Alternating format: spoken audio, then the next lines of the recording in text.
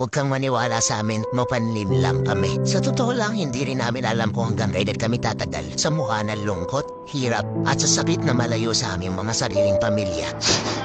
Mukha raw aming yumabang. Siguro kapag naging isa kayo sa amin, maiintindihan nyo rin na hindi kami nagmamalaki. Ang dugo at pawis sa sinakripisyo sa walang humpay na pagtrabaho dito sa malayo. Maniwala ka, saksi ang langit. Mukha raw kaming madamot.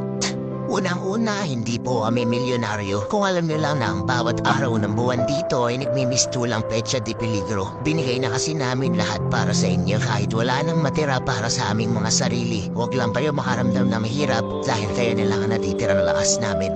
Mukha raw kaming masaya kung alam nyo lang na gabi-gabi kaming nakasilay sa mga larawan nyo. Umaasa na hindi nyo kami kalimutan sa bawat taon na dadaan. Nakakalungkot pero alam kong tatagal pa ng dekada ang labanan. Kung may pagpipilian lang, sino bang gugustuhin tumalon sa paminang pagdududa at ng kawalan? Kung kaya lang sanang tuparin ang lahat ng pangarap natin sa Pilipinas, hindi na kami susugal at mapakahirap dito sa ibang bansa. Pero dahil kayong lakas at ang natitirang pag-asa, maninindigan, handa kami makipagsapalaran at magkubli sa isang matapang at mapanlinlang na kabayan.